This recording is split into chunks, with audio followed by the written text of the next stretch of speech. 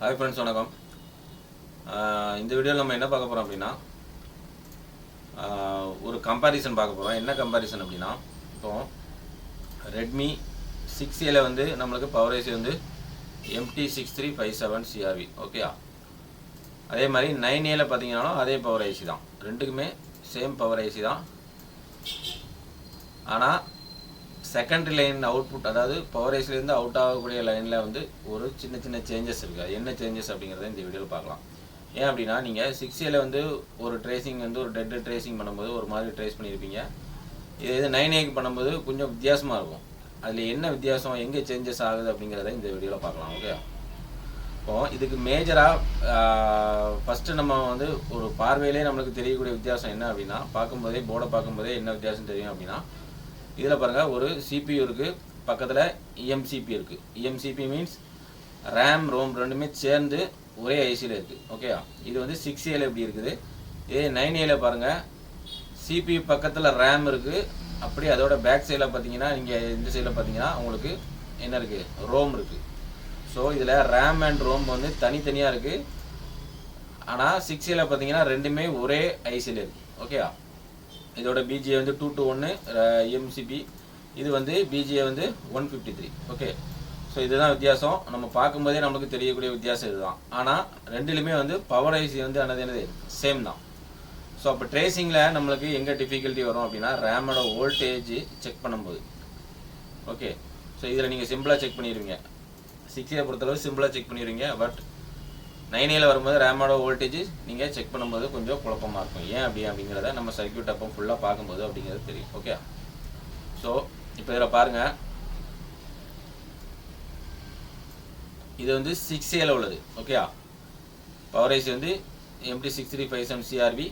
இது வந்து EMCPன்னு சொல்லக்கூடியது, ரேம் அண்ட் ரோம் ரெண்டுமே சேர்ந்து இருக்கிறது, BGA 221 ஐசி, ஓகே.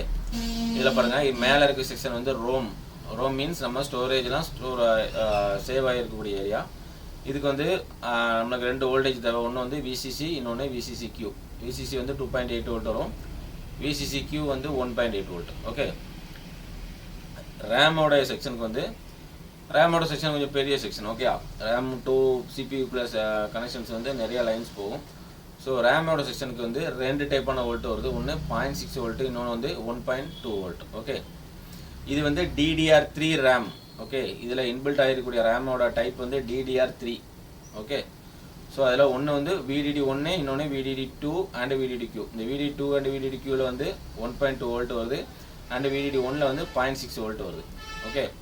ஸோ இந்த 0.6 அண்ட் 1.2 வோல்ட்டு, அதுக்கப்புறம் இந்த ரேமுக்கு இந்த ரோமுக்கு வரக்கூடிய 2.8 அண்ட் 1.8 வோல்ட், இந்த வோல்ட்டு எல்லாமே கரெக்டாக வந்தால் மட்டும்தான் வந்து என்ன ஆகும், நம்மளுக்கு அந்த பூட்டிங் வந்து ஸ்டார்ட் ஆகும். இல்லை அப்படின்னா ஆட்டோ போர்ட்டு மோடுக்கு போயிடும். டோட்டலாக வந்து என்ன ஆகும், செட் வந்து ஆட்டோ போர்ட்டு போயிடும். ஆட்டோ போர்ட்டு மீன்ஸ் MTKல பொறுத்தல என்னது, MTK USB போர்ட் அப்படிங்கிறது மாதிரி நம்மளுக்கு வரும், ஓகே.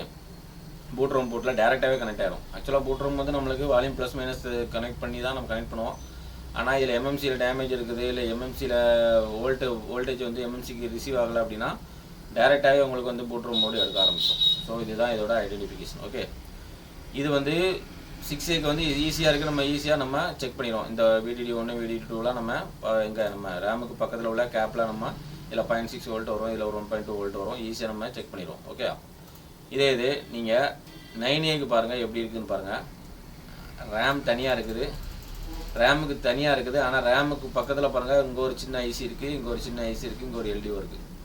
ஸோ ரேமோட ஸ்ட்ரக்சர், அதாவது வோல்டேஜ் வந்து அதுக்கு எப்படி டிஸ்ட்ரிபியூட் ஆகி வருதுன்னு பாருங்கள். இது வந்து DDR4 ரேம், ஓகே. நம்ம 6ஏல பார்த்தது வந்து DDR3, 9ஏல வந்து DDR4 செப்பரேட்டாக இருக்கக்கூடிய ரேமு. இதுக்கு வந்து சப்ளை வந்து எங்கேருந்து வருதுன்னா, ஒரு ரெண்டு சின்ன ஐசியிலேருந்து வருது, ஓகே. ரெண்டு சின்ன இந்த ஐசியிலேருந்து ப்ளஸ் ஒரு சின்ன LDO, இந்த மூணு சேர்ந்து தான் இதுக்கு சப்ளை கொடுக்குது. ஸோ இதுக்கு இன்புட் எங்கேருந்து வருதுன்னு பார்த்தீங்கன்னா, பவர் ஐசிலேருந்து வருது, ப்ளஸ்ஸு PMAலேருந்து வருது. ஸோ இதை நம்ம இப்போ டீட்டெயிலாக பார்க்கலாம், ஓகே. அந்த மூணு இப்போ இதில் இந்த நான் அந்த டயக்ராமில் காட்டியிருக்க மூணு ஐசி வந்து எங்கே இருக்குது அப்படின்னா, இதில் பாருங்கள், உங்களுக்கு தெரியும், ஓகே. இது வந்து இது ஒரு ஐசி இருக்குது, இது ஒரு ஐசி, இது ஒரு ஐசி, அப்புறம் இந்த ஒரு சின்ன LDO, ஓகே. இந்த மூணு தான் வந்து இந்த ரேமுக்கு சப்ளை பண்ணுது, ஓகே. ஸோ இந்த 3 ஐசியும் இந்த 3 சின்ன ஐசியும் ஆக்டிவேட் பண்ணுறதுக்கு எனேபிள் பண்ணுறதுக்குலாம் சப்ளை எங்கேருந்து வரும் அப்படின்னு பார்த்தோம்னா நம்மளுக்கு பவர் ஐசிலேருந்து வரும், ப்ளஸ்ஸு நம்மளுக்கு பிஎம்ஐலேருந்து வரும். ஓகே, ஸோ அந்த டயக்ராம் தான் நான் இங்கே இதில் வரைஞ்சிருக்கிறேன். இதுதான் அந்த ஐசி U2802, U2801 அண்டு 2810. இந்த 2810ங்கிறது எல்டிஓ, இது ரெண்டும் வந்து அந்த சின்ன ஐசி. ஓகே, ஸோ இதை எனேபிள் பண்ணுறதுக்கு எக்ஸ்டர்னல் பிஎம்ஐசி எனேபிளுங்கிறது இது வந்து 1.8 வோல்ட் எங்கேருந்து வருது அப்படின்னா நம்ம பவர் ஐஸ்லேருந்து வருது. ஓகே, ப்ளஸ்ஸு பவர் ஐஸ்ன்னு வரக்கூடிய வயா 1.8 வோல்ட், ப்ளஸ்ஸு இந்த விசிஸ்ங்கிறது என்னது விபிஹெச் லைனு, இது வந்து பிஎம்ஐலேருந்து வரக்கூடிய விபிஹெச் லைனு. ஸோ இது ஒரு அவுட்புட் கொடுக்குது. இந்த ஒரு அவுட்புட் கொடுக்குறதுக்காக வந்து இன்புட் வந்து என்ன தேவைப்படுது பாருங்கள், 3 இன்புட்டு. என்ன அவுட்புட் கொடுக்குது, 0.6 வோல்ட்டு அவுட்புட் கொடுக்குது இந்த ஃபஸ்ட் ஐசி. அதுக்கு இன்புட் பாருங்கள் 3 வருது. ஏதாவது எக்ஸ்டர்னல் பிஎம்ஐசி எனேபிள் அதுவும் வரணும், ப்ளஸ்ஸு வயோ 1.8 வோல்ட் வரணும், ப்ளஸ் விசிஸும் வரணும். இது ஏன் இப்போ வந்து ஒரு நார்மலாக ஒரு 0.6 வோல்ட்டு தானே அவுட்புட் ஆகுது, இதுக்கு எதுக்கு இத்தனை இன்புட்டு? விபிஹெச்சில் வரக்கூடிய ஒரு 3.7 ப்ளஸ் இங்கே ஒரு 1.8 இங்கே ஒரு 1.8 இதெல்லாம் ஏன் வரணும் அப்படின்னா இது எல்லாமே இருந்து கன்ஃபர்மேஷனுக்காக, வேறு ஒன்றும் கிடையாது. இவ்வளோ வோல்ட் கொடுத்தா தான் இந்த 0.6 வோல்ட் அவுட் ஆகுமா அப்படின்னு கேட்டால் கிடையாது. ஏன் அப்படின்னா இந்த வோல்டேஜ் லெவல் எல்லாமே கன்ஃபார்ம் ஆகணும், ஆனதுக்கப்புறம் தான் இந்த ரேமுக்குள்ள வோல்டேஜ் இது இந்த ஐசி ஜென்ரேட் பண்ணுது. ஸோ இது ஒரு கன்ஃபர்மேஷனுக்காக தான் இந்த 3 வோல்ட்டையும் நம்மளுக்கு இன்புட் கொடுத்து ஒரு அவுட்புட் கொடுத்துருக்குறாங்க.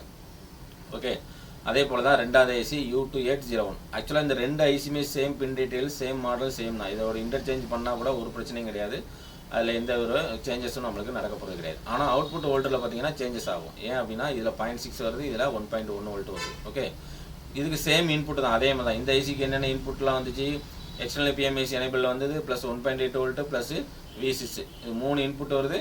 அவுட்புட் பார்த்தீங்கன்னா 1.1 வோல்ட்டு. ஃபஸ்ட்டு இந்த ஐசியோட அவுட்புட் வந்து 0.6 வோல்ட்டு. ஸோ இந்த 0.6 வோல்ட்டு ப்ளஸ் இங்கே ஒரு 1.1 வோல்ட்டு. அடுத்து மூணாவது வரக்கூடிய இந்த VDD1 1.8 வோல்ட்டுங்கிறது வந்து இந்த எல்டிஓ மூலமாக இந்த ரேமுக்கு கிடைக்குது. ஸோ இந்த எல்டிஓக்கு என்னென்ன இன்புட் அப்படின்னு பார்த்தோம்னா இந்த வயா 1.8 வோல்ட்டு ப்ளஸ் VS1, அதாவது நம்மளுக்கு HLDOலேருந்து வரக்கூடிய 2.0 வோல்ட்டு. ஸோ இந்த 2 இன்புட் இதுக்கு கிடச்சிச்சின்னா என்ன பண்ணுது, இது 1.8 வோல்ட்டு அவுட் பண்ணுது. இது வந்து டேரெக்டாக ரேமுக்கு போகுது. ஸோ இந்த எல்டிஓவில் எதுவும் பிரச்சனை இல்லை, இந்த சின்ன சின்ன ஐசியில் எதுவும் பிரச்சனை, இந்த சின்ன ஐசியில் வரக்கூடிய ஏதாவது ஒரு இன்புட் உங்களுக்கு இன்புட்டில் கிடைக்கல, இல்லை அவுட்புட்டுக்கு அந்த காயில் எதுவும் ஃபால்ட்டு அந்த மாதிரி இருந்ததுன்னா கூட உங்களுக்கு இது ஆட்டோ போர்ட்டுக்கு போயிடும். ஓகேயா? ஸோ அதனால் இந்த ரேமோட வோல்டேஜ் செக் பண்ணும்போது கண்டிப்பாக நீங்கள் கொஞ்சம் கவனமாக செக் பண்ணணும். ஓகேயா? இந்த 3க்குமே தனித்தனியாக ஐசி மாதிரி போட்டிருக்காங்க. இதுக்கு ஒரு ஐசியை போட்டிருக்காங்க, இதுக்கு ஒரு ஐசி போட்டிருக்காங்க, இதுக்கு ஒரு எல்டிஓ போட்டிருக்காங்க. ஆனால் இந்த நம்ம 6Aல பாருங்கள் அப்படி கிடையாது, டேரெக்டாக வருது. எந்த ஐசியும், அதாவது பவர் ஐசிலேருந்து டேரெக்டாக வரக்கூடிய வோல்டேஜ் எல்டிஓ வோல்டேஜ் லைனு. இதுக்கு எந்த ஐசியுமே நம்மளுக்கு சின்ன ஐசி போட்டு இதுக்கு கொடுக்கல, சப்ளை கொடுக்கல. ஆனால் 9Aல வரும்போது இதுக்கு தனியாக நம்மளுக்கு சின்ன ஐசி போட்டு அந்த ஐசி மூலமாக கன்ஃபர்மேஷன் கொடுத்து நம்மளுக்கு என்ன ஆகுது, இந்த வோல்டேஜ் எல்லாம் கிடைக்குது. ஸோ 9A நீங்கள் செக் பண்ணும்போது நீங்கள் இதை ரெஃபரன்ஸ் எடுத்து செக் பண்ணி பாருங்கள், உங்களுக்கு ரொம்ப யூஸ்ஃபுல்லாக இருக்கும். இல்லை எதுவும் டவுட் இருக்குது, உங்களுக்கு புரியலை அப்படின்னா எனக்கு கமெண்ட்டில் போடுங்க. நான் நெக்ஸ்ட் வீடியோவில் இதை கொஞ்சம் இன்னும் தெளிவாக போடுறேன். ஓகே.